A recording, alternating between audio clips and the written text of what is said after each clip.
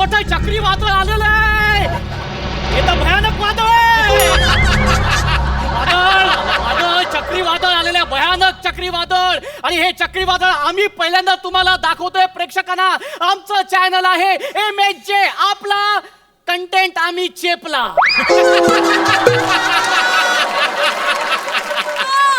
वादळ हे भयानक वादळ इथे आलेलं आहे. हे भयानक वादळ इथे आलं. मी उडतोय. मी उडतोय. हे चक्रीवादळ चक्री. हे माझे शब्द पण उडतायत. बघा ह्या कठीण प्रसंगात सुद्धा मी तुमच्यासाठी न्यूज घेऊन आलेलो आहे. तुम्हाला काय फरक पडत नाही. माझे शब्द उडतायत. चुकीचा अर्थ घेऊ नका. वादळ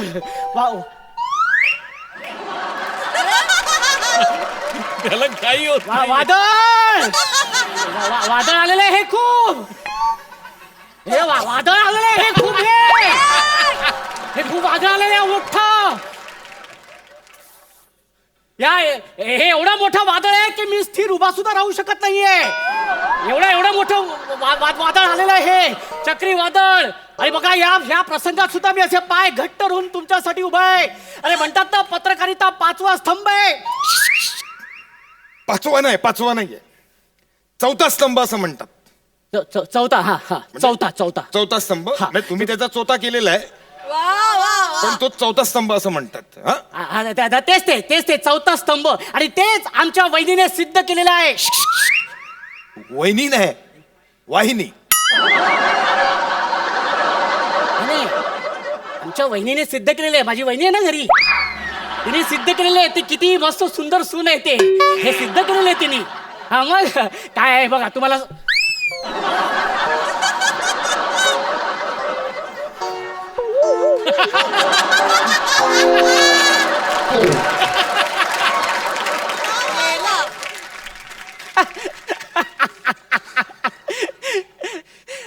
या फालतू जोक नंतर आपण मुद्द्यावरती येऊया.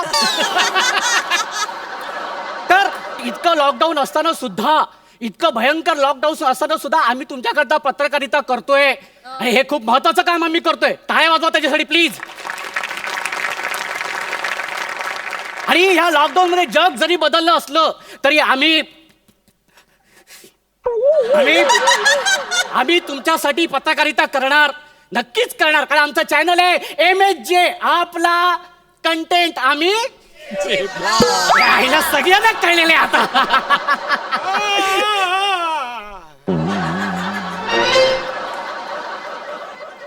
एक मिनिट कसला तरी आवाज येतोय. शास्त्रीय संगीताचा कोणतरी चाहता दिसतोय. कारण लॉकडाऊन मध्ये असे स्वयंभू गायक बरेच निघालेले आहेत. स्तंभ लेखक झालेले आहेत, कवी झालेले आहेत.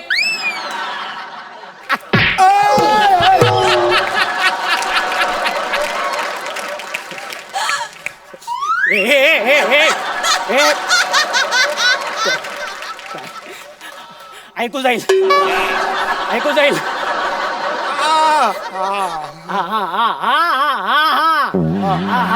तर हे इसम इथे आलेले आहेत, तर आपण त्यांच्याशी आता डायरेक्ट संवाद साधूया. डायरेक्ट संवाद.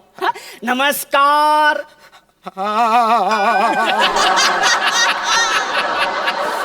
मला एक सांगा, खुर्चीवरती बसताना साधारणतः ज्या अवयवाचा पहिल्यांदा स्पर्श होतो तो अवयव तुम्ही का चोळताय? तुम्ही एवढं फिरवून का बोलताय? हे आमचं चॅनल आहे. काय तर मनात इच्छा जरी असली ना तरी सुद्धा आम्ही डायरेक्ट त्या अवयवाचं नाव नाही घेऊ शकत आम्ही. आणि आमच्या चॅनलचे काही तत्व आहेत. म्हणजे काय? अरे आहेत तत्व. म्हणजे असं डायरेक्ट नाही बोलायचं, मस्त पैकी असं वेळ घ्यायचा आणि असं फिरवून फिरवून दळून दळून सगळं मस्त पैकी बोलायचं. बरं तुम्ही जाऊ दे, तुम्ही बोला. लवकर बोला. तुम्ही लवकर बोला.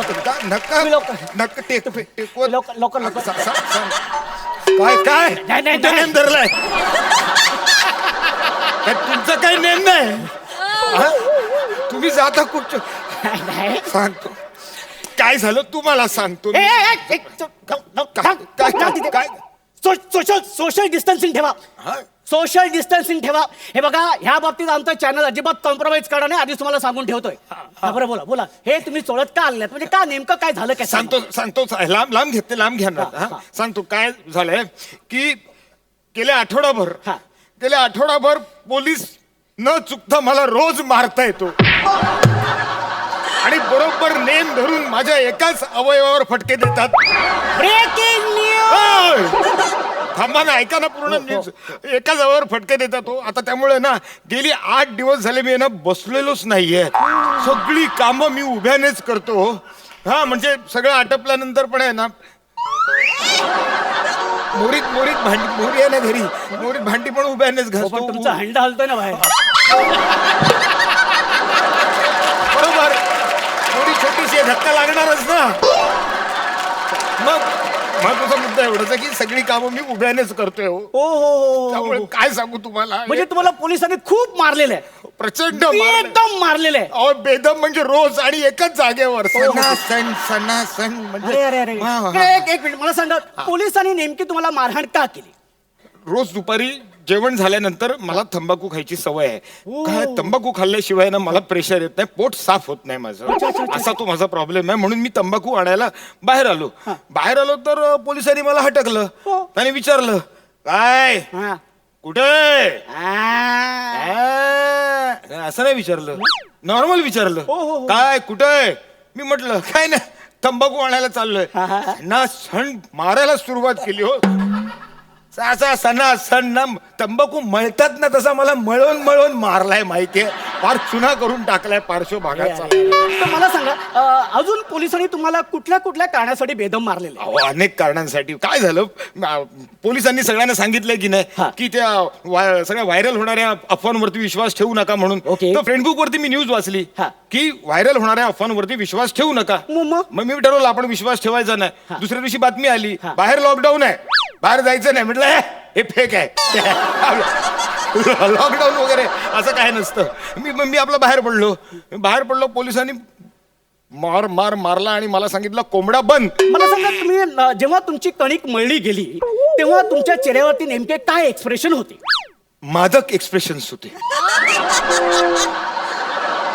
असे.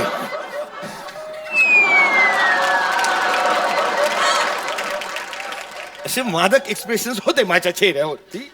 हा, मला सांगा, हे असे एक्सप्रेशन कसे असतील? एवढं कळतंय ना, मग कशाला काय विचारताय? एक्सप्रेशन मारल्यानंतर साधारण एक्सप्रेशन कसे असतात?